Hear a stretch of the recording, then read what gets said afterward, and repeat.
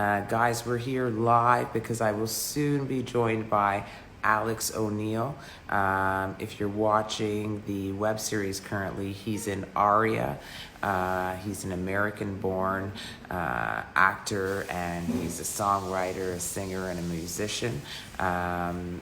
Just about a minute or so. Hope to have Alex here.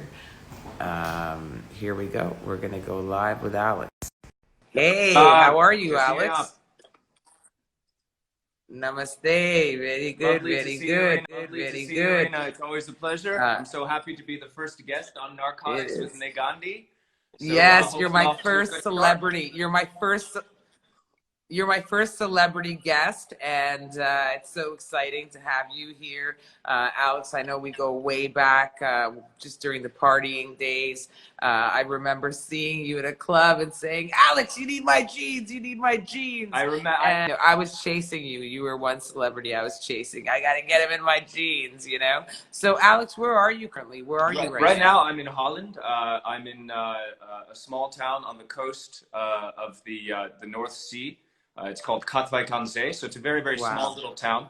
But I was in Mumbai, and you know, as the situation got progressively worse, there became fewer and fewer opportunities to come back to the Netherlands, where my mom lives, and I try to spend as much time as I can when I'm not shooting here in Holland with her. So you know, I took advantage of a relief flight. Yeah, it's been nice to spend time with mom. Well, where you sound. Where you're from sounds so exotic. I mean, is it like just a mystical world, or how is it? A mystical world. You put it perfectly, Reena. No, it's a small beach town, and in fact, it's kind of a touristy beach town. So in the summertime, you get a lot of tourists from out of town. But with the borders closed, it's been a lot quieter. But although, you know, we do have restaurants open, shops are open. Pretty much everything is open for masks on public transport. Okay. So, well, I guess it's a good time to be there with your mom, because there's no shooting happening right now. Nobody's making any films because of this coronavirus. So, I mean, if you're going to stay at home in Mumbai, you might as well. Sorry? Yeah, well, the luckiest thing was that Arya had completed principal photography before the lockdown, which meant that we just had to complete the dubbing during the lockdown period. So I was dubbing from Lokhandwala, then I was dubbing from Amsterdam, where I was 14 days. Then I was dubbing from here in my home. Wow. So we were able to finish that. That's amazing. So Arya is out on Disney Plus Hotstar, which is getting tremendous positive feedback. Now I've got 20 Days, which is my follow-up single and music video. Middle of I'm going to get back to you on this. Yeah. I'm going to get back to you on this. Alex, I want to know, I mean, you're an American born, you're born in Connecticut, you were raised there.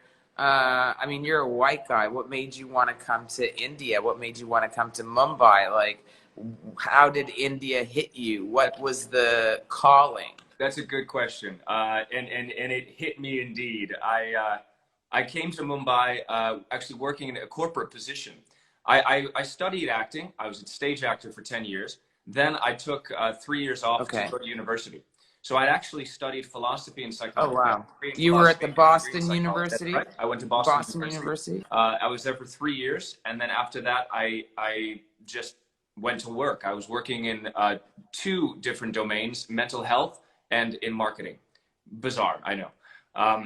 Wow. And it was the marketing that sent me to India, because we were a small company that wanted to be multinational. And I researched good places for us to open an office, and Mumbai was one of them. So then for the next eight or so years, I was working in India, South Africa, Philippines, the US, the UK. So I was kind of traveling a lot for that. But how acting happened was the US. Yeah, I mean, did somebody discover you somewhere? Did somebody discover you somewhere and like, oh, I want you to be in my film? Like, yeah, what it was, a friend of mine owned a modeling agency, and I'd been doing modeling in Boston as well. So I figured, you know what, I have some time because, you know, weekends or whatever else in Mumbai, and also because I was working directly for the owner of the company, I kind of had my own schedule. I worked a lot, don't get me wrong. But I figured, hey, this is before the you came to India because of a corporate job. That's right. And you started modeling, which got you some commercials. And how did you get into Bollywood? How did that progression happen? Well, it's kind of a natural progression. So for people that ask, okay, how do I get into film? I would say do whatever you can now. And what if that's modeling, or if that's doing ads, or if that's just making videos on your phone. Because if you do enough of it and enough people see it, eventually opportunities will happen. Right. So after, I would say maybe 6 months or so of doing ads, I did an ad with Balki. He went on to make Chini Come, so I was in his film.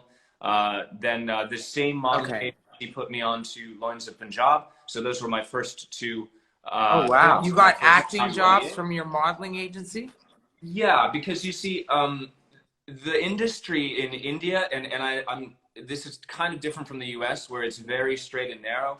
In India, it's kind of just a mishmash of opportunities that are kind of just floating and churning around. So, people that make ads also make movies. People that coordinate for films oftentimes also work in ads and also work in modeling. So all of these things kind of exist in the same space. So you just have to be ready to take advantage of whatever opportunities there are. And those happen to be my first two films. After that, Nach Baliye, and then after Nach Baliye, then it kind of how was Nach Baliye? I just read about that you were on Nach Baliye with your ex-wife, and you guys did some amazing work there. But I haven't really, I never knew you were like a dancer too. My God. Yeah, but I never was a very good dancer, which is funny because after Nach Baliye, we did spend a couple of years touring. So we'd do dance performances, for thousands of people, and it was quite. And you never imagined that. Never imagined it, and I still can't imagine that. You never imagined that. I see myself performing. I'm like, who is that guy?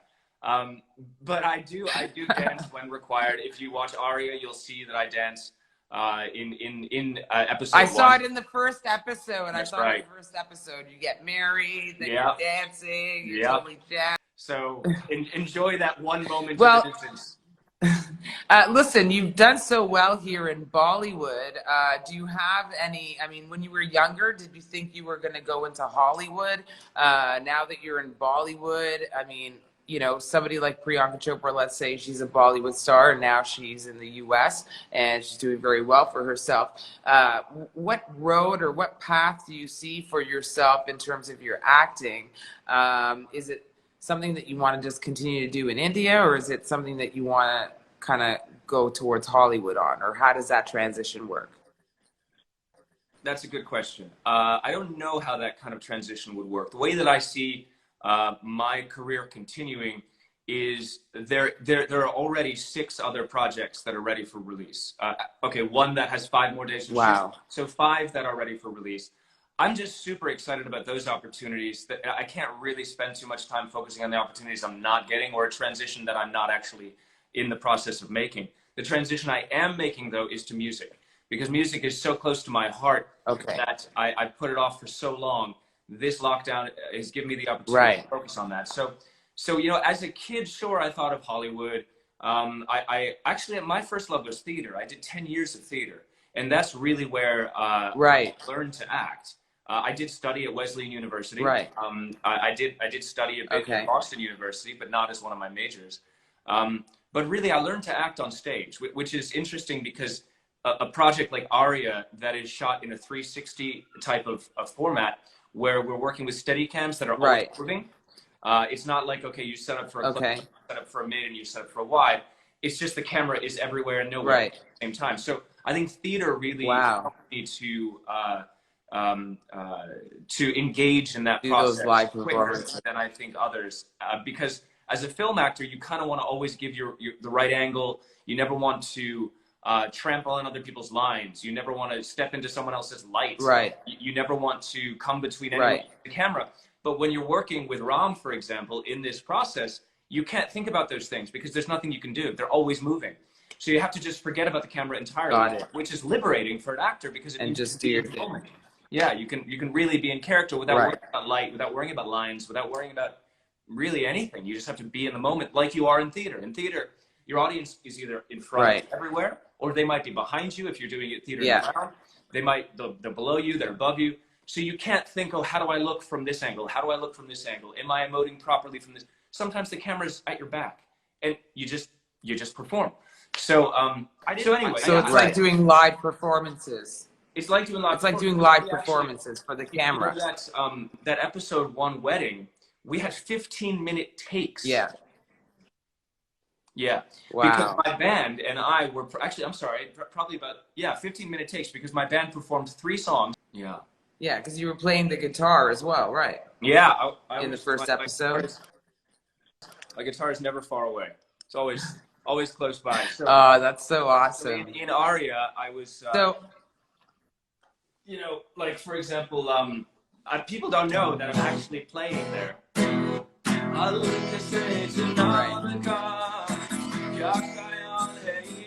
yeah.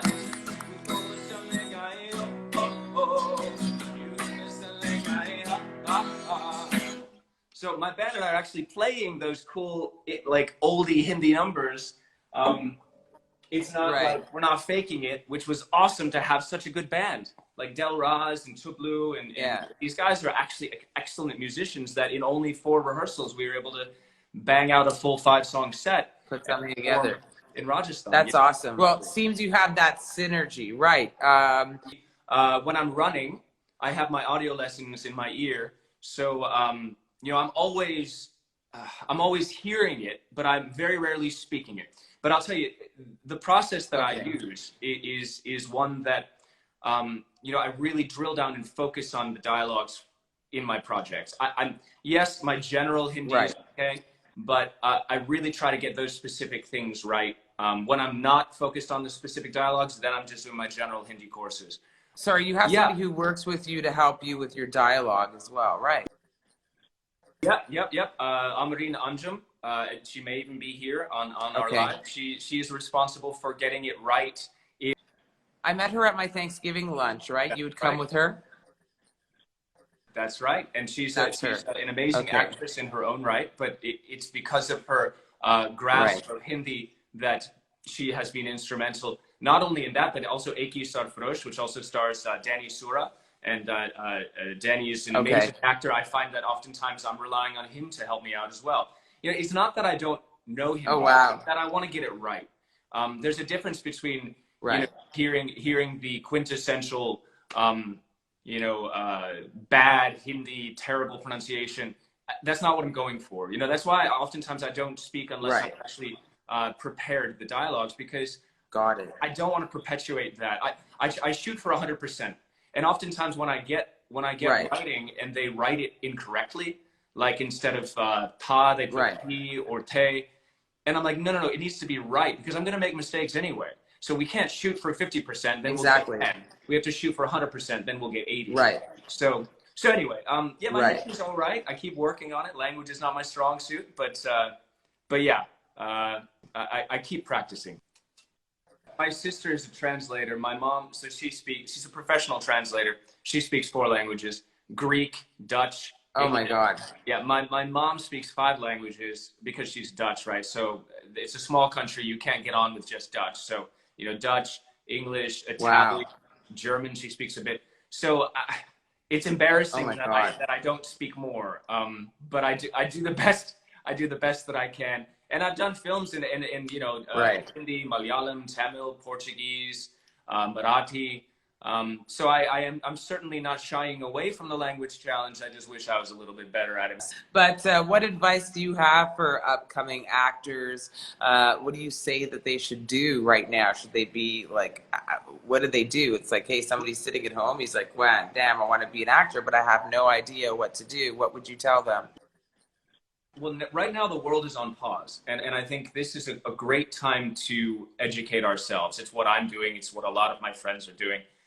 You know, I'm writing more music. I'm doing what I can to record and produce remotely.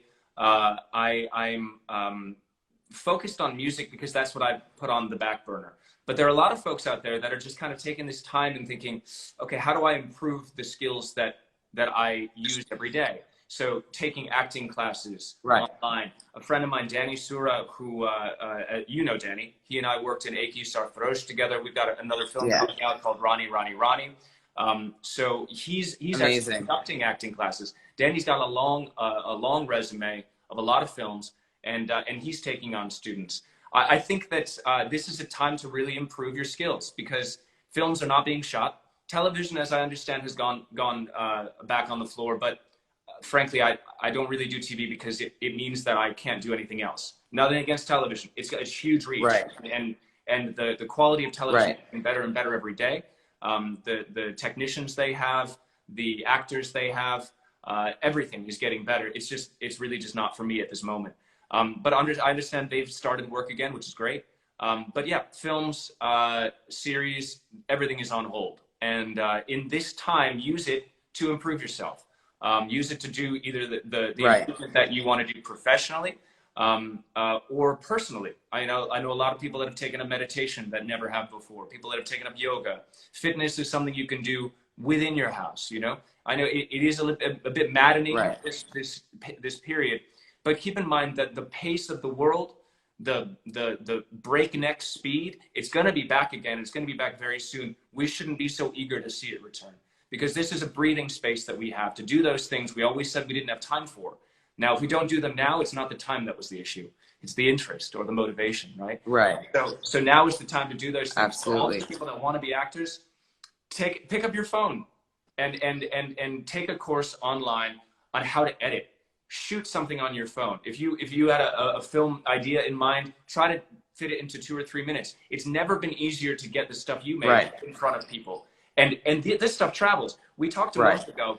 My start in the industry was through whatever opportunities came. I just said yes and did them. And you know, those performances traveled.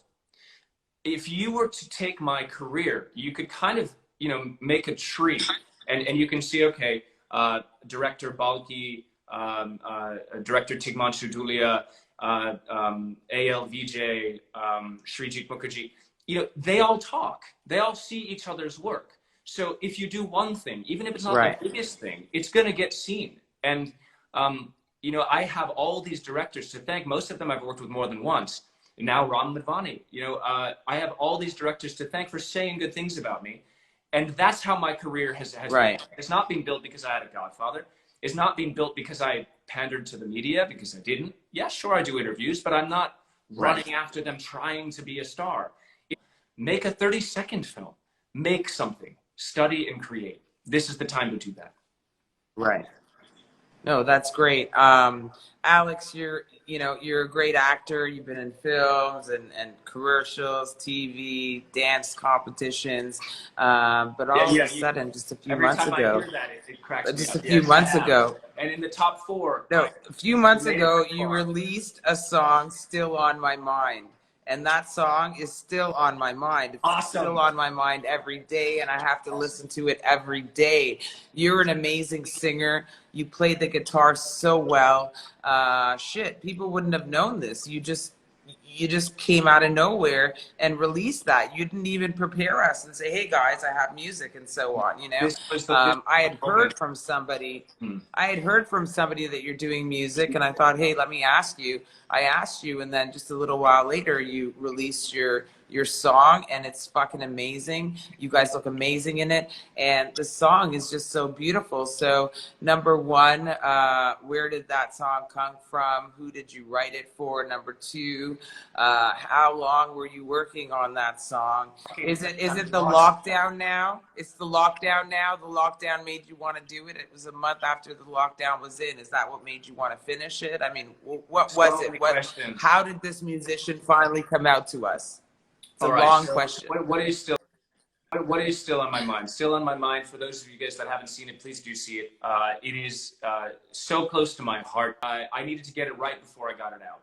And what that means is that between my shoots for films and series, there's very little time. And I'd always been on the back burner. The minute that the lockdown hit, I said, okay, this is my chance. Just like I was talking about earlier. You know, I'm living by my words as well as I'm asking other people to. You know, I made that decision that this is the moment. If I don't do it now, I'm never going to do it. Because if I don't do it now, it's not about the time. It was shot, and it just needed a little bit more editing, a little tweaking there. But really what it required was a steady and strong hand in the mixing and mastering. And it's a bit technical, but the idea is that, you know, it had to sound the best it could possibly sound. So I found some folks in the UK, Ben Hillier, Donald Whelan, These guys work with Depeche Mode. They work with some of the biggest bands in the world. And because of this pause amazing in the world, yeah, and they're spectacular. right Because of this pause, all their work had stopped. So they had time for a little guy right like me who's coming out with my first song. oh You know, they had right some time to give me, which is fantastic. A lot of things came together to make it possible to release this now. And it was just the right time for it. I feel like the sentiment of the song, "How Do You Live Without Me Now," is as appropriate now as ever. People are living without their loved ones.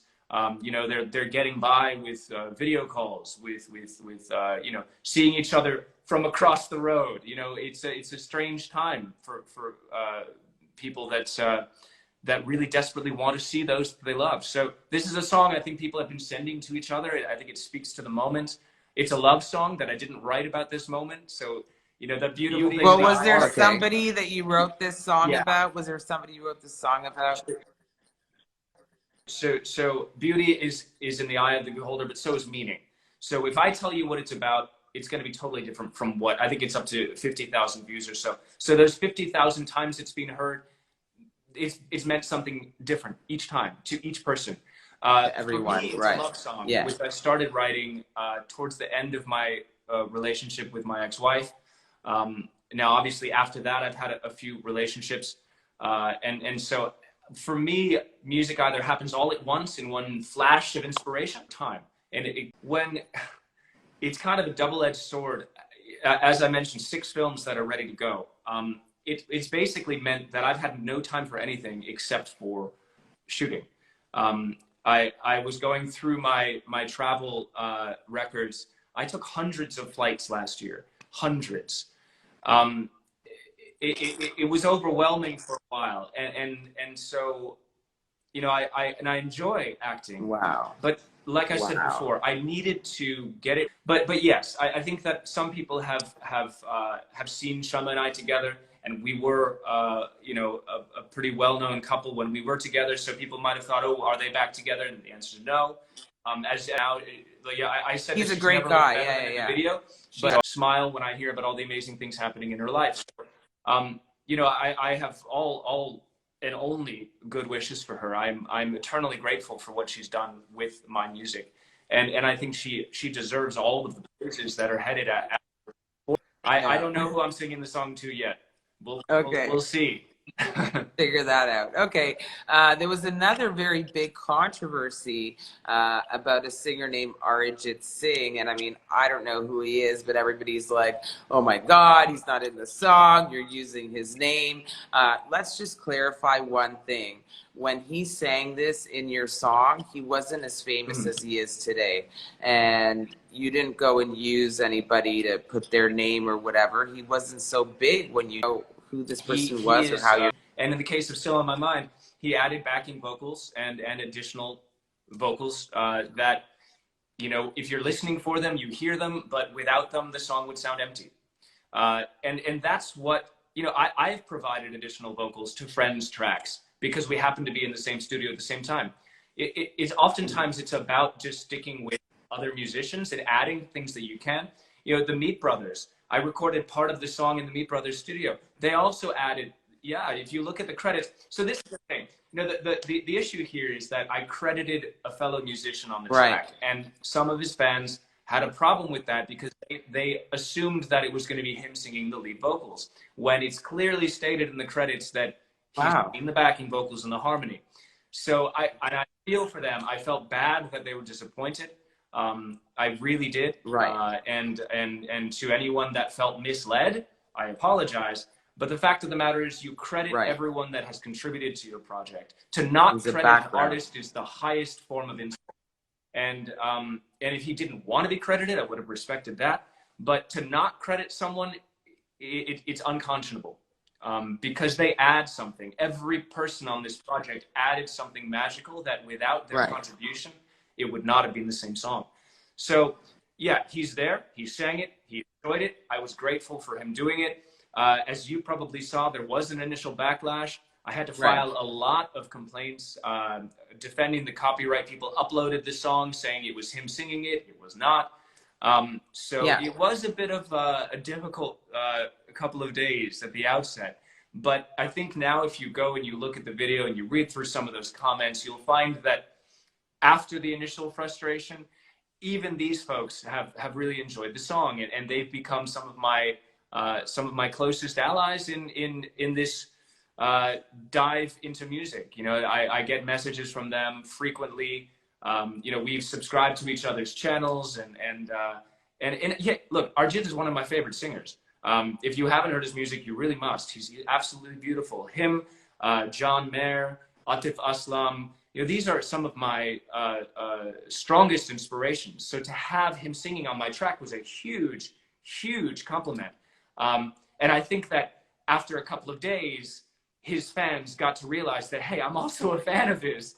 It was my distinct privilege to have him contribute to my track. So, you know, when they listened to it for what it was, an Alexx O'Neill track, not for what it wasn't, an Arjit Singh track, they came around to enjoying it, and I'm grateful for that. The beauty of this whole thing, I mean, obviously I was hurt when it happened, but I replied with Susan. I said, hey, listen to it for what it is, not what it isn't, and if you don't like it, then listen to one of his other thousands of beautiful songs. But the nice thing is that in the end, they're such passionate fans of his, and now many of them are passionate fans of mine, and that's beautiful. I love his music, and I love the fact that the people that love his music love my music. So in the end, it really turned out beautifully, and I'm so thankful for that. Awesome. Yeah, no, sometimes it's a rocky road, but the light at the end of the tunnel is there, and it seems, you know, it's reached that light. So anyways, I'm so proud of you of that song. My daughter's 8 years old. She watches it every day, and she's singing it, still on my mind. And so it's so cute. She's 8 years old. She doesn't speak English so well. She's just learning.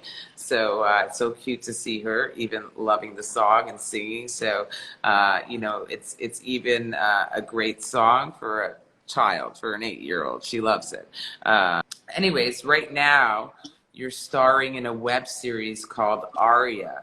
I just started watching it today. I'm so sorry, but I got to episode 2, so saw a little bit of you and saw some great things of you. Yeah, I've done war dramas, I've done political dramas, I've done comedies, but never have I been offered a project as a musician. Yeah, so here it was, right? And I was so excited, and then I heard Bob's music. Awesome. Exactly. So I was so excited, and then I heard the music, and then I was like, wait a minute, what the hell is this? Because Bob's music is completely different from Alexx O'Neill's music. Bob lives his life. Well, your song comes out, and you get and he this writes too. His music with the Bhagavad Gita. So he adapts the Bhagavad Gita, which is in Sanskrit, to music. And you're going to see that in episode 8. Actually, you're going to see it a few episodes earlier, but in episode 8 is where it really hits, because the music he writes, Ya enam veti hantaram yaschana manyate hatam, that comes true in a sense. You know, the Sanskrit he's singing takes on such significant meaning for him in episode 9 that he does something you will not expect Bob to do. But I'm not gonna ruin it for you or your viewers. But I'm not gonna tell you. But back to the music component of this. Yes, Still on My Mind released, and then Arya, and I have, you know, all these other projects that could have released now, but they didn't. Arya. You're not gonna tell me. Don't ruin it for me. Beautiful, because Still on My Mind, then Arya, then 20 Days, and then now it's probably either going to be Rani Rani Rani. That's me and Tanishta Chatterjee, also with Danny Sura, or it's going to be Ruhi Afsana, which is me, Rajkumar Rao, Janvi Kapoor, Varun Sharma, also lovely. But I mean, it couldn't have been better to have my music release, and then a series with me as a musician release, and then my next single. So that's why it was so special for me. The music is completely different, although I grew to love it. I'm not gonna tell you that in the beginning it was my favorite, but after having memorized Sanskrit slokas to be able to perform them, I truly appreciated the Bhagavad Gita in its original vocal tradition, in its original language, because it's so poetically beautiful. But I also had a specialist. I always have a specialist, as you know. We talked about you know, working through Eki Sarfarosh with Amreen Anjum, as well as Banarsi Jasus with Amreen.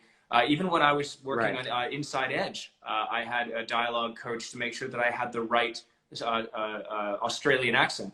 Right. So anyway, with this, I had a Sanskrit scholar. He's credited on the series as well, and just worked real hard. Recorded it being said by him. Recorded it being said by me on my daily run, which is about 8 to 10 kilometers, 1 hour. I would just go through this, sing along with it. Vishal Khurana beautifully put it to music, so it wasn't just memorizing words. It was really going through the music, which you're going to see in episode 9. So it was just a matter of really internalizing the Gita, and you don't hear all of that which I've memorized in the series. I did more because I really wanted, there are 4 very important shlokas that are pivotal for Bob. And only by knowing them and internalizing them was I really going to get this character. I mean, like, dude, my first dialogues in Hindi cinema were to the Amitabh Bachchan, so if I wasn't terrified at that moment, I'm never going to be terrified. And then after that, it's Amitabh Bachchan, Manoj Bajpayee, Nawazuddin Siddiqui, Barry John, and then, even the newer generation, with Randeep Hooda, Richa Chadha, Adil Hussain, or working with, Sonakshi Sinha, or for working with Sushmita. I'd seen one of her films, and that was 10 years ago. So when I met her on the set, it was like, oh, hey, obviously I've heard about you. I respect you. You're an amazing actress. You're a beautiful woman. But now let's do this scene. Do you know what I mean? So it's never really like I'm fanboying, but I think I would if I was working with someone who I grew up watching. Like if I met an Al Pacino or Robert De Niro, I think I would fanboy for a little while before I'd be able to get into the scene. And it's nothing against Bollywood. I mean, these are huge stars. These are massive stars. I mean, Sushmita herself is world known. She's a Miss Universe, and she's a phenomenal actress. But it's just that I didn't grow up seeing them on screen, so they're not engraved in my mind as exemplary of or built into the definition of film cinema. It's just that they're to me, they're scene partners before they're stars, and I think that helps me a lot. But yeah, I'd be swooning over many of the Hollywood actors that I watched growing up, just as I see it happen with my co-actors when they first meet the big stars we're working with. I see them kind of tripping over themselves. So in a sense, maybe I'm lucky that I'm only discovering Hindi cinema, really in depth when I'm making it. Because when you're standing face to face with a Russian, delivering your dialogue and reacting to his, there's no space for that. Because he's not a star. He's a chef in a restaurant. Do you know what I mean? Now, of course, between scenes or after takes or after pack up, obviously I would loved interacting with him. Last time I saw him was at his house for Diwali. So I always welcome the opportunity to interact with him. But I respect him far more as an actor who's done an incredible body of work than I do as a celebrity, because once again, I didn't grow up with him in my mind. I had a friend of mine watch that clip, and he said, "Oh, you did a film with the guy from The Great Gatsby." Do you know what I mean? So I said, "Yeah, he's in The Great Gatsby, sure, but he's also a massive star in India, and so if you leave the star thing behind, I think you do a lot better in the scenes." Interesting story. Working with Sushmita was a cherry on top. Working with Ram Madhvani is the icing on the cake. But I don't do projects because they're made by production houses. There's some amazing production houses that have made really terrible.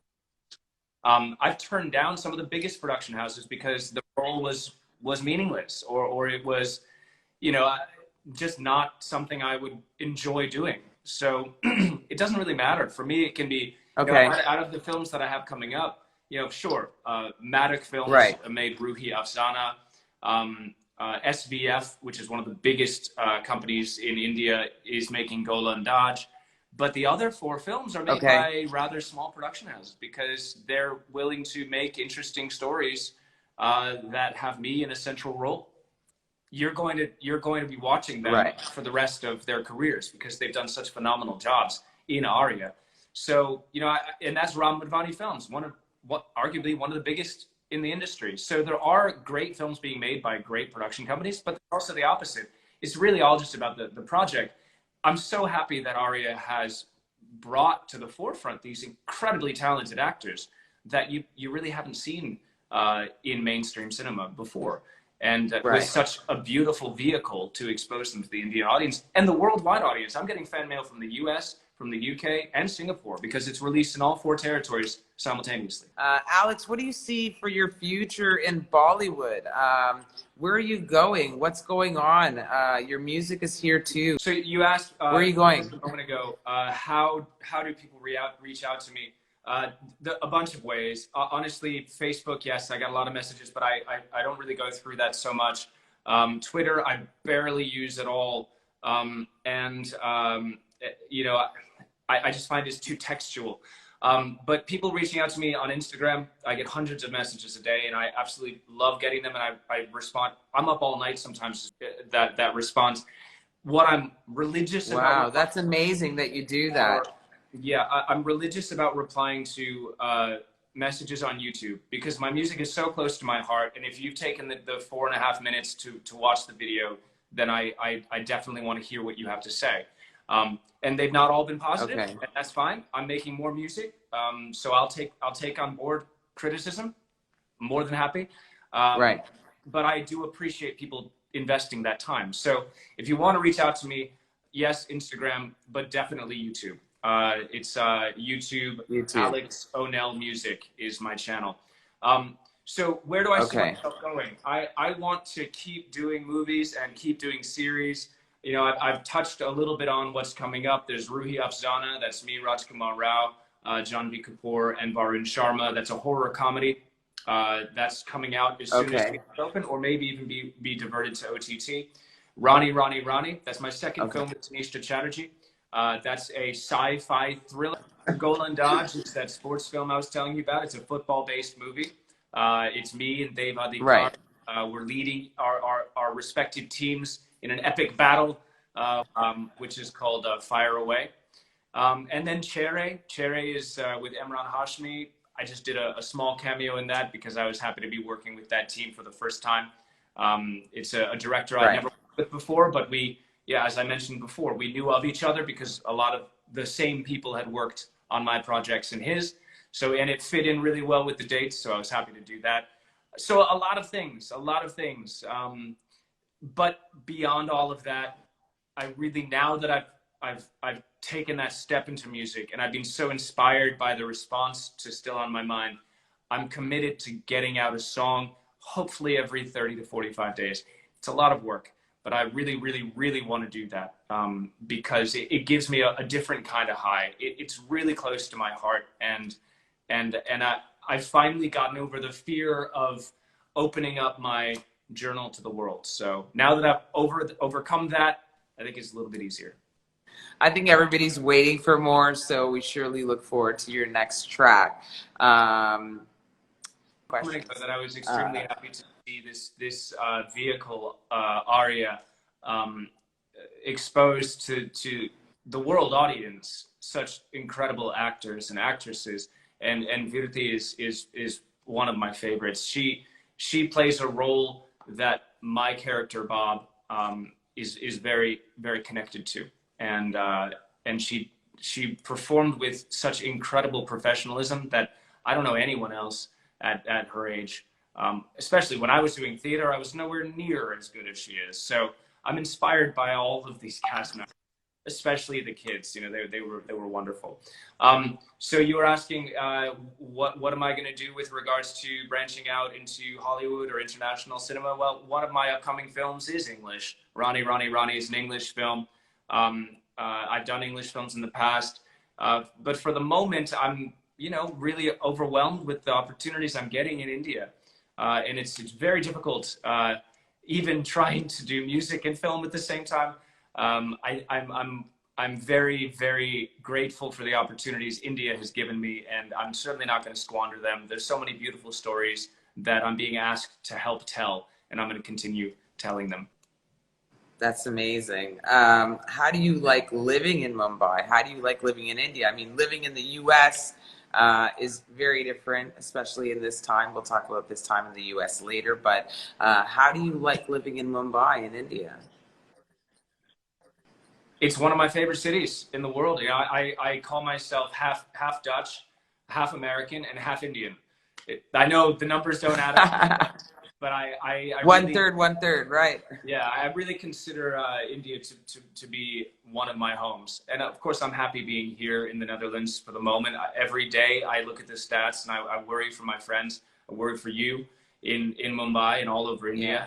Yeah. But it's it's somewhere that I really look forward to getting back to soon. So I'm also constantly seeking information on what's happening. Sintha has let us know that we can resume shooting, and I think that television has resumed to some extent. But at the same time, there's logistical realities on the ground. You know, you can't make a movie if your crew is sick.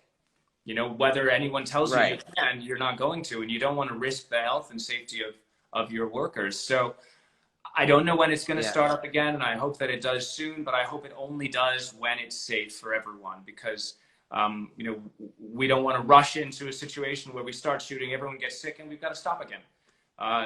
It's just going to be counterproductive.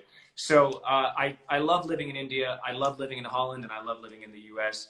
I think maybe if I had one to choose, I wouldn't be able to. I think everybody knows you now because of Arya, you know. Well, everyone's career just goes in these little spikes. You know, everybody knew me before because of Inside Edge or Mayor Charles or Madrasa Patnam or Urmi or Joker or Eki Sarfarosh. I mean, everybody always knows you for the project that's just released. But everyone's going to know me 6 months from now because of something else. So, I mean, it's just these ebbs and flows and notoriety that just happen, you know, with the releases of projects. And it's great because, especially now, with all the attention on Bob, I can also kind of nudge people to go check out my original music. So yeah, exactly. Okay, so let's talk about coronavirus. You're an American. I watch the American news every single day. In February, when there was one case, Donald Trump's like, it's going to go away. When there was 15, he said it's just going to go away. When the heat comes, it's going to go away. He never took it seriously. And America is just destroyed. Their numbers are so high. 2 months ago, they were trending at 30,000 new cases a day. Then they went down to 20,000 new cases a day. And for the last 3 days, they've been over 45,000 cases. Now, Trump doesn't wear a mask. I don't know what the hell's going on in America. It's like crazy. The whole world is looking at America right now and just saying that this is the worst president. He's doing a terrible job. You know, I don't know. I guess I'm just asking you. You're an American. I'm a Canadian. Canada is doing really, really well. Justin Trudeau is an amazing leader. He speaks very well. You're an American. I mean, even if you're living in India, I mean, at the bottom line, your heart is an American. What are you doing sitting here watching this? You must have so many American friends. What are you saying to them? Talk to me a little bit about Trump, a little bit about America and how they failed with coronavirus and what you think is the future for America. There's so many things. I think Trump is the worst thing to happen to the United States in our lifetimes. I think that the U.S. federal response to, or lack of response to coronavirus is the perfect. So yeah, I feel as if the United States has really shown us exactly what not to do, and it's sad. It's sad that so many people are needlessly suffering and dying because of one man's incompetence, ignorance, and refusal to accept the truth. If one good thing comes from coronavirus, I think it will be the end of Donald Trump, and we'll finally be rid of this charlatan. But at what cost? 150,000 dead? It's really staggering how one person can truly. We always say one person can make a difference. Well, one person can make a horrible difference as well, and he has single-handedly overseen the worst period essentially in our living memory, and done it so badly. So, and that's all I have to say about that. I hope that things will clear up soon. I look forward to going to the United States. I had to quarantine when I came to the Netherlands. I think that India locking down 1.3 billion people in a matter of hours was one of the best. That was my next question. That was my next question. How do you think India is doing in this coronavirus? Yeah, I think that India is going to have a very difficult time because of the fact that, you know, you and I both live in Mumbai. People live literally 5 people to a room. So how do you social distance? You can't.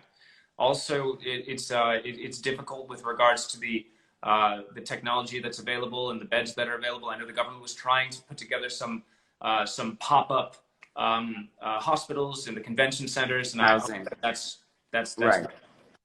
but you know, the fact of the matter is that India is not well positioned to handle this kind of virus, and there's only so much that the government can do. Now, I think that this lockdown was never going to be a silver bullet cure. It was never going to get rid of Corona, but it did give us the opportunity to do two things. One is take it seriously.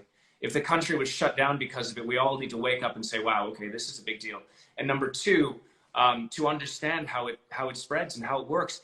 Because now that the lockdown is over and the government is essentially saying, okay, hey, we can't keep you guys indoors anymore. Now it falls on each one of us to be responsible and not like Donald Trump. And yes, wear masks, be social distant as much as possible, and be smart about it. I mean, in the US, one of the saddest things that I see is people disputing science. And no one in India is doing that. No one is saying, oh, you know, maybe it doesn't exist. Well, of course it exists, right? And masks, because it spreads through mucus, because it spreads so easily between people, you wear masks. I mean, it's just common sense. So in the US, it's just depressing to see people questioning the science. It's just I just saw Trump's rally. Behind him was a black guy who had a mask on his chin, and to the left there was kids without even a mask. Nobody was wearing a mask behind him in that rally. It's tragic. And apparently they were all given masks. But because Trump doesn't wear one, they think they don't need to wear one. They're talking about their freedom of right to choose. It's just crazy, Alexx. It's just crazy. I don't know. Are Americans just stupid? Like, if you haven't woken up that Trump is an idiot yet, when are you going to wake up? There's a Republican group now who's come together against Trump to get other Republicans to wake up, you know? So it's pretty scary stuff, Alexx. It is absolutely. And as I said, I just, two good things will come of this. I predict it will be the end of Trump. And secondly, I predict that states, in the US, we always have this push and pull between states' rights and the federal government. States are closer to the people, I believe. I believe that power should be concentrated more at a level closer to the people, you know, so that you don't have the central government not understanding ground realities, making resolutions that people follow because it's the resolution, not because it actually makes a difference or helps anyone. So I think states... Well, Cuomo did a great job in New York. Cuomo did a great job in New York. They're the only one that's on a decline now, and they're doing so well. U.S. is on an incline, but New York, Cuomo is amazing. I mean, you know, people are like asking him, why don't you go for president, you know? I think he's been the best leader in the U.S. is Andrew Cuomo. Yeah. So I got time for one more question. It's my mom's 75th birthday, so I'm actually going to take her out for lunch. Okay. But one more question. Hit it. One more question. I think you already said it. You know, where can your fans get in touch with you? They should subscribe to your YouTube channel. You're on Instagram. You've got a Facebook page. I don't know, but Vishal Khurana, who's responsible for making the music of Arya, welcome. It's so nice to see you, sir. It was his hard hey, work. Vishal. His hard work that that made learning the Bhagavad Gita a pleasure, because he set it to music, and so that it's not just memorizing text. It's singing along with beautiful music. And I have had people asking me, where can I get the OST? Where can I get Vishal's work? So everybody that's watching, you can get it. Just search for it on YouTube. You'll get the official version if you search for Arya, the Gita song, and you'll get it.